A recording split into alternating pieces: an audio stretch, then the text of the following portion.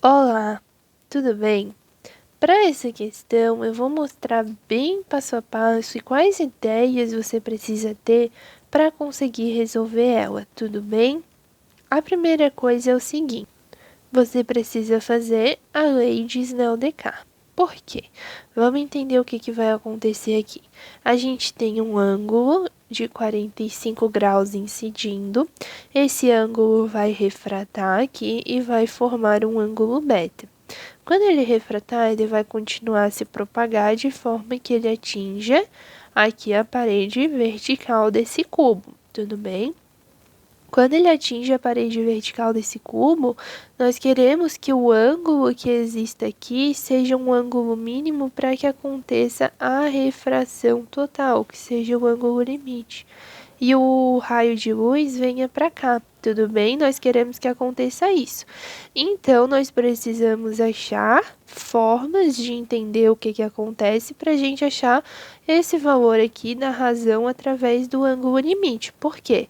O ângulo limite, o seno dele, né, é igual ao n menor sobre o n maior.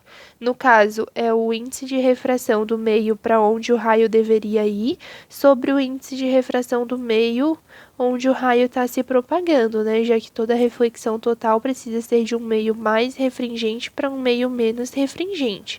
Eu sempre lembro como n menor sobre n maior, assim fica mais fácil, tá? Ou n do meio sobre o meio externo, né? Para onde vai, sobre o n do meio de propagação, fica a sua escolha, tá bom? Então, você vai lá e vai aplicar em Snell-Descartes. Para quê? Para descobrir esse ângulo beta. Por quê? Esse ângulo aqui ele é feito com a normal, que tem 90 graus, aqui com o cubo. E esse ângulo aqui ele é feito com a normal dessa superfície aqui, que também forma 90 graus aqui. Então, essa daqui é uma reta horizontal e essa daqui é uma reta vertical. Então, se elas são horizontais e verticais, elas obrigatoriamente se cruzam formando 90 graus. E com isso nós temos um triângulo retângulo aqui. Se a gente descobre beta, a gente já consegue saber alfa, porque alfa é igual a 90 graus menos beta, já que a soma dos ângulos internos precisa ser 180 graus de um triângulo, né? Se a gente já tem o 90 graus aqui, alfa mais beta precisa ser 90 graus, passo beta para cá e eu tenho que o alfa é igual a 90 graus menos beta. Sabendo disso, a gente vem aqui e aplica o N1, que é o N do meio, vezes o seno do ângulo de incidência, que vai ser o 45 graus, é igual ao N2, que é o meio para onde o raio está indo, vezes o seno do ângulo refratado, que é o beta. Então, N do meio vezes raiz de 2 sobre 2 é igual ao N do vidro, aqui, vezes o seno de beta, tudo bem? Então, eu venho aqui, passo o N do vidro para cá e passo raiz de 2 sobre 2 para cá.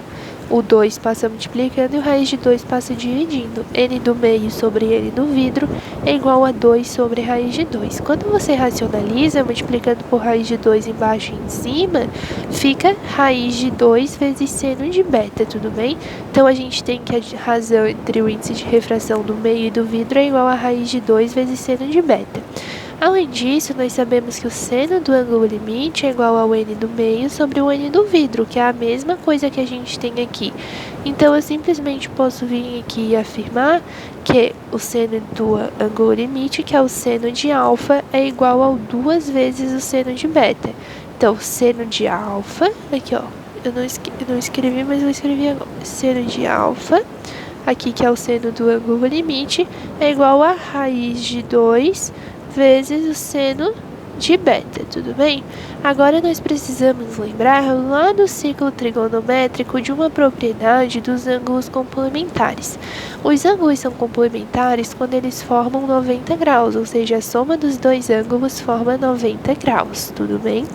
Isso foi algo percebido analisando os valores de seno e cosseno, tudo bem? E a gente sabe que quando a soma desses dois ângulos dá 90 graus, eu usei aqui o seno do 30 e 60, que são os mais conhecidos, né? Mas pode ser o 45 e 45, que são ângulos que a soma dá 90. Pode ser 10 e 80, 20 e 70, qualquer ângulo que você tenha que a soma deles forma 90 graus, você com certeza vai ter essa propriedade em que o seno de um é igual ao cosseno do outro e o seno do outro é igual ao cosseno do um, é trocadinho. Seno de 30 graus é igual a meio e cosseno de 60 graus também é igual a meio. Então a gente pode afirmar que seno de 30 graus é igual a cosseno de 60 graus. Da mesma forma que o seno de 60 graus é raiz de 3 sobre 2 e cosseno de 30 graus é raiz de 3 sobre 2. Então eu posso afirmar que seno de 60 graus é igual a cosseno de 30 graus.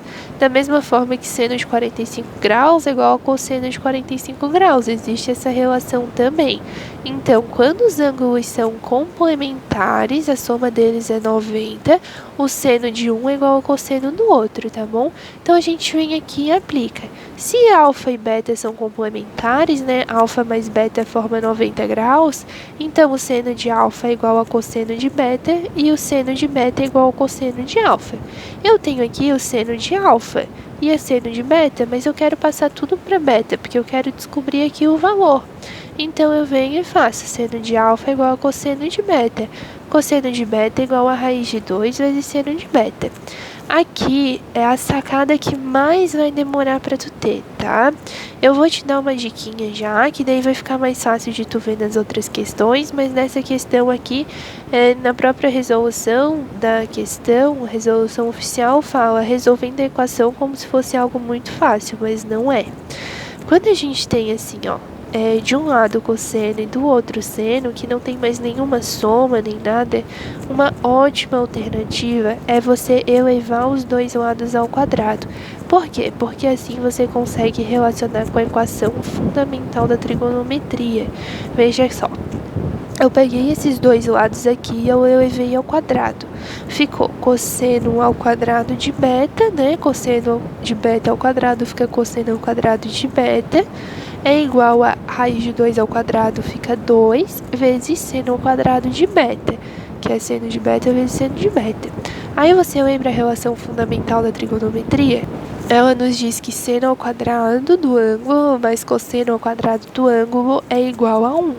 Então, o cosseno, se eu passar o seno para cá subtraindo, né, cosseno ao quadrado do ângulo é igual a 1 menos seno ao quadrado do ângulo. Eu venho aqui e substituo isso para transformar tudo para seno. 1 menos seno ao quadrado de beta é igual a 2 vezes seno ao quadrado de beta. Eu passo esse seno ao quadrado aqui somando, fica 1 igual a 3 vezes seno ao quadrado de beta. Passo 3 dividindo, seno ao quadrado de beta é igual a 1 sobre 3. Aplica a raiz, seno de beta, raiz de 1 dá 1, raiz de 3 fica raiz de 3. Racionaliza e fica que o seno de beta é raiz de 3 sobre 3. E daí você chega nesse valor, seno de beta é igual a raiz de 3 sobre 3. Então lembra aqui que o n do meio sobre o n do vidro é raiz de 2 vezes seno de beta? A gente descobriu o valor de seno de beta, então vem aqui e substitui. N do meio sobre o n do vidro é igual a raiz de 2 vezes raiz de 3 sobre 3. Quando a gente tem uma multiplicação de duas raízes, multiplica os números dentro. N do meio sobre n do vidro é igual a raiz de 6 sobre 3. E assim você encontra a relação para que na incidência de 45 graus, esse ângulo aqui seja o ângulo limite para que aconteça a reflexão total. Infelizmente essa é a única resolução, ela é um pouquinho comprida, é um pouquinho difícil aqui de sacar essa parte de elevar ao quadrado. Mas fica a dica aí, quando tu não tiver mais nenhuma saída e tu precisar algebrar assim, eleva ao quadrado e tenta relacionar com a equação fundamental, que vai ser bem mais fácil de tu achar um caminho aí para resolver essa questão, tá? Lembra aqui dessa propriedade também, essa questão envolve bastante trigonometria, né? Lembra dessa propriedade, que os ângulos complementares do seno de um é o cosseno do outro.